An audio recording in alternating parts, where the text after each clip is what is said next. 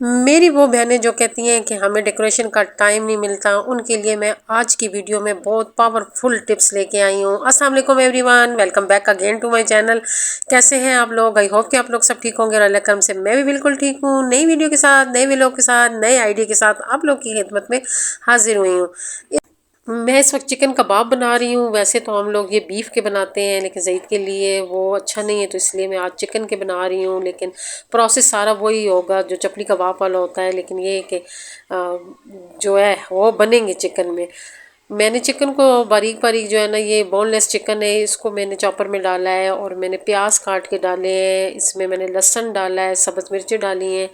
वैसे सब्ज़ धनिया भी इसमें जाता है, लेकिन इस वक्त सब्ज़ धनिया हमारे घर नहीं था, तो इस वजह से फिर मैंने इसमें सब्ज़ धनिया नहीं डाला है। और टमाटर ये सारा बस मैंने मोटा मोटा काट के जो है ना इसमें डाल दी है, क्योंकि चॉपर में आपको पता है कि ये सारे एकदम चॉप हो जाते हैं। सारा चॉप करके और इसमें अब मिसालों में मैं सूखा धनिया, ज़ीरा और दड़ा मिर्च और बस और कुछ भी नहीं डालती हूँ। अगर घर में अनारदाना है तो उसका पाउडर डाल देती हूँ। इसके अलावा इसमें और कुछ भी नहीं डलता है। बहुत सिंपल सी ये रेसिपी है, लेकिन बहुत मज़े के ये बनते हैं। और इसमें हम लोग बेसन डालते हैं। अगर घर में मकई का आटा है तो वो बहुत बेस्ट होता है वे मकई के आटे से।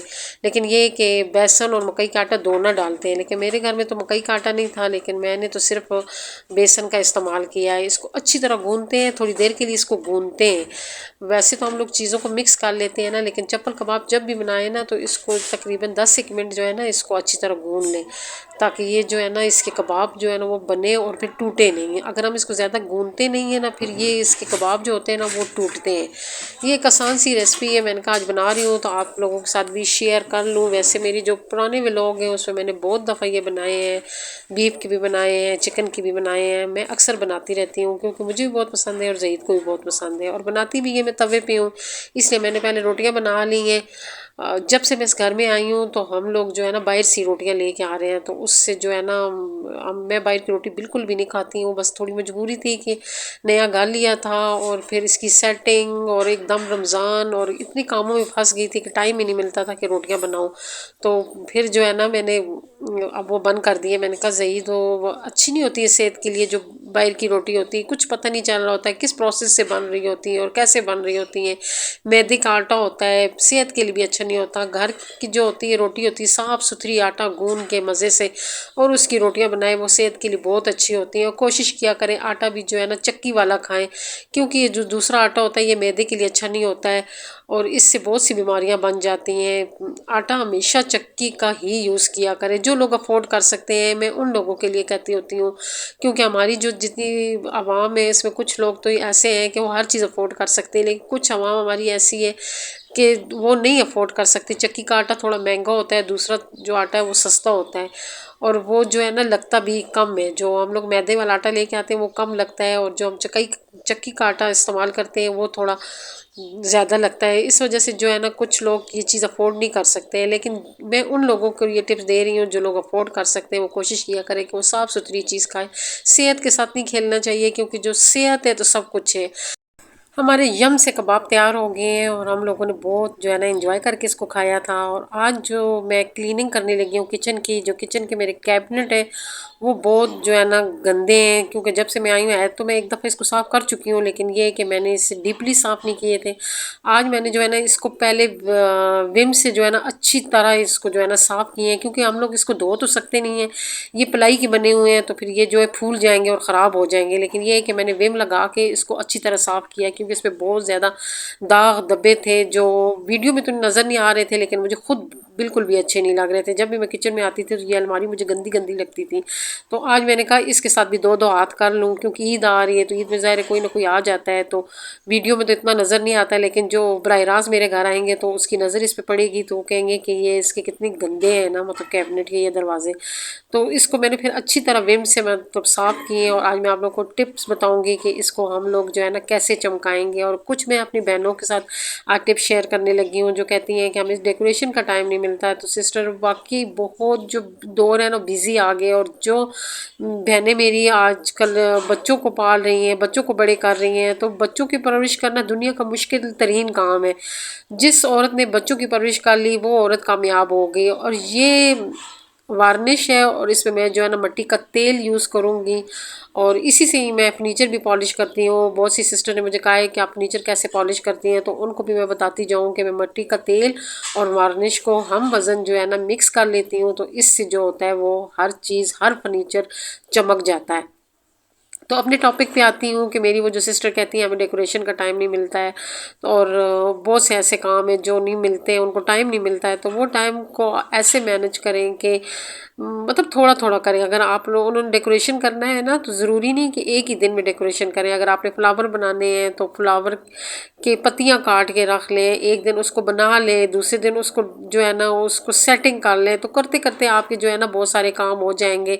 घर की जो है ना क्लीनिंग की बात आती है, तो आप एक दिन में सारी क्लीनिंग कभी भी ना करें, थोड़ा थोड़ा करके किया करें। रोज़ ऐसे किया करें कि अपने घर को ना आप कह दें कि मैंने 10 मिनट 20 मिनट या 30 मिनट ये मैंने लाजमी जो है ना अपने घर को देने हैं। अगर आपके बच्चे छोटे हैं तो बच्चे सो जाते हैं, तो अपने घर की कोई चीज़ भी एक साफ़ कर लिया करें, माइक्रो ओवन को साफ़ कर लिया करें, ग्राइंडर को साफ़ कर लिया करें, फ्रिज को साफ़ कर लिया करें। लेकिन डेली अपनी रूटीन में ये चीज़ शामिल किया करें कि आपने एक आइटम ज़रूर साफ़ करना है। मैं भी एक दिन में काम सारे नहीं करती होती हूँ। मैंने भी जो है ना जो दिन है, हफ्ता इतवार सोमवार मंगल बुध जुमरात जुम्मा, ये जितने मेरे दिन है ना इन सब को मैंने डिवाइड किया हुआ है और मैं डेली एक काम लाजमी करती होती हूँ, जिससे ये होता है कि हफ्ता जब ख़त्म होता है तो मेरे घर की क्लीनिंग हुई होती है। क्योंकि एक दिन में सब कुछ नहीं हो सकता है। घर साफ़ करना बहुत आसान है, लेकिन घर को साफ़ रखना और मेंटेन रखना बहुत मुश्किल है। तो मेंटेनिंग के लिए ये होता है कि हम लोगों ने डेली बेस पे एक काम को टाइम देना होता है। ये मैंने इस चॉपर का भी कवर बना लिया है और मेरी एक सिस्टर ने मुझे कमेंट किया है। मैं वैसे बैड कमेंट का बहुत कम जवाब देती होती हूँ, लेकिन जो बग़ैर इन्फॉर्मेशन के कमेंट कर देते हैं, जिनके पास ये इन्फॉर्मेशन नहीं होती और वो वैसे ही कमेंट कर देते हैं, तो फिर मैं उनको जवाब दे देती होती हूँ। उन्होंने कमेंट किया है कि हम लोगों ने तो कभी भी नहीं देखा है कि ग्राइंडर की या मशीनरियों के ऊपर कवर भी होते हैं। तो सिस्टर आप गूगल पे सर्च कर लें, आपको पता चल जाएगा कि कवर होते हैं कि नहीं होते हैं। तो ये कि आप मुकम्मल इन्फॉर्मेशन के साथ आपने जो है ना कमेंट नहीं किया है। आज मैं जो है ना किचन के लिए फ्लावर बनाने लगी हूँ। ये येलो फ्लावर बिल्कुल मेरे किचन के साथ मैच नहीं हो रहे थे, तो मैंने कहा थोड़े से चेंज फ्लावर बनाती हूँ। और साथ मेरी बहुत सी सिस्टर ऐसी हैं जो कह रही थी कि आप ही हमें जो है ना फ्लावर बनाना सिखाएं। तो आज जो है ना मैं जो फ्लावर बनाऊँगी वो बहुत आसान तरीके से रोज़ फ्लावर बनाने लगी हूँ और बहुत आसान मेथड है, और आप जो है ना देख के सीख लेंगे कि कितने आसानी से जो है ना फ्लावर बन जाते हैं। एक दिन में जो है ना सारे काम नहीं हो सकते हैं। मुझे यहाँ इस घर में 1 महीना होने वाला है, और बल्कि हो गए 1 महीने, और आपने देखा है कि मैंने सिर्फ 2 एरिया सेट किए हैं, किचन और बरांडा। और किचन भी अभी मेरा मुकम्मल सेट नहीं हुआ है और बहुत सारे काम उसमें रहते हैं। अभी मेरा ड्राइंग रूम जो है वो रहता है, बेडरूम रहता है, और एक मेरा स्टोर है, उसकी भी सेटिंग करनी है। वो भी आप लोगों के साथ मैं सेटिंग शेयर करूँगी कि हमें स्टोर को कैसे सेट करके रखना है। अलमारियाँ मैंने सेट करनी है, और ऐसी बहुत सारी सेटिंग है जो मेरी रहती है। अब देखें कि वो कितना अरसा चलती है। जो लोग वीडियो देखते हैं वो समझते हैं कि हम लोग जो है ना बस टार्जन है और जल्दी जल्दी सारे काम कर लेंगे, तो ऐसे नहीं है। थोड़ा थोड़ा करके करना होता है और आहिस्ता आहिस्ता ही घर सेट होता है। एकदम घर कभी भी सेट नहीं होता है। जिनको शौक है अपना घर सेट करने का, उनको चाहिए वो आज से शुरू हो जाए। अपनी प्लानिंग करें कि मैंने जो है ना एक दिन ये वाले काम करना है, दूसरे दिन ये काम करना है, और आहिस्ता आहिस्ता आप लोग मेरे साथ मिल के जैसे मैं घर सेट कर रही हूँ आप भी शुरू हो जाए, तो इंशाल्लाह आपका घर भी मेरी घर की तरह जो है ना बिल्कुल A1 सेट हो जाएगा। और जो बच्चियां रहती हैं जॉइंट फैमिली में और कह रही हैं कि हम लोग जो है ना हम लोग वैसे काम नहीं कर सकते हैं, तो उनके लिए मेरा ये पैगाम है कि वो अपने कमरे को सेट करें। या उनको कमरा तो मिलना होता है, कमरा तो हर किसी के पास होता है, लेकिन अपने कमरे को ही सेट कर लें। हम लोग छोटे छोटे होते थे तो हम लोग जो है ना मैं और मेरी छोटी सिस्टर, हम एक फैमिली की बच्चियां थी, तो हम लोग उनके साथ स्कूल जाया करते थे। और जब हम लोग सुबह उनके घर जाते थे, उनके पास एक ही रूम था, और यकीन जाने उस एक रूम में इतना सलीका था। उसमें वो 2-3 बहनें थीं, उनकी अम्मी भी थे और अब्बू भी थे उस एक कमरे में, और उस कमरे में जो सलीका था वो नज़र आ रहा था। तो ज़रूरी नहीं होता कि हमारे पास पूरा घर हो, अगर हमें एक कमरा मिला है, हम एक कमरे में भी जो है ना अपनी बहुत सी ख्वाहिशें पूरी कर सकते हैं। मैं जब नई नई जो है ना मैंने रेंट पे घर लिया था, तो मैंने एक कमरे का घर लिया था, लेकिन मेरा वो एक कमरा भी जो है ना मैंने इस तरीके से रखा हुआ था कि मुझे लगता था कि उस एक कमरे में मेरा पूरा घर समाया हुआ है। तो बात सारी सलीके की और तरीके की होती है। तो आप जो है ना अपनी ख्वाहिशें एक कमरे में भी पूरी कर सकती हैं।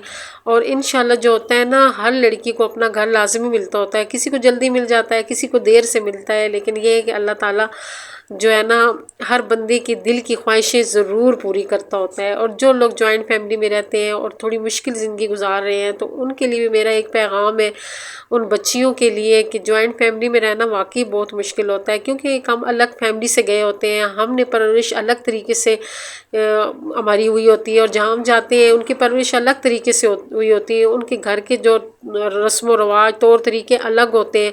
तो हम उनको अपने लिए कभी भी चेंज नहीं कर सकते हैं, क्योंकि वो एक पूरी फैमिली होती है। और इसी तरह हमारे घर भी जो लड़की आई होती है वो हम सबको नहीं चेंज कर सकती है, इसलिए वही हमारे लिए चेंज होगी, और हम भी जहाँ जाएंगे तो हम उनके लिए चेंज होंगे। चेंजिंग ऐसी करनी होती है कि बस उनके तौर तरीक़े पे चलना पड़ता है, और तो कुछ भी नहीं होता है, बस उनके तौर तरीके अपना लें।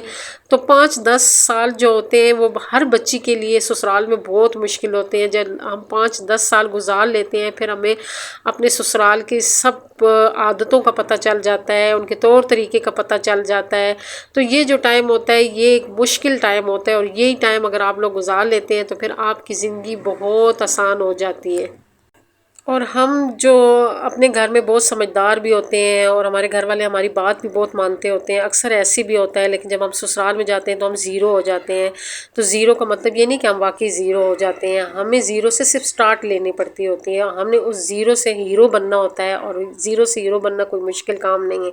मेरे फ्लावर बन गए हैं और बहुत प्यारा मेरा किचन लग रहा है। आप लोगों को मेरा आज का टॉपिक और मेरा किचन कैसा लग रहा है आप लोगों ने कमेंट करके ज़रूर बताना है। और अगर आपको मेरी ये छोटी सी शेयरिंग अच्छी लगी है तो प्लीज़ मेरी वीडियो को लाइक शेयर, और जो नए लोग हैं वो मेरे चैनल को ज़रूर सब्सक्राइब कर दो। हमें याद रखें, खुश रहें, आबाद रहें, अल्लाह हाफिज़।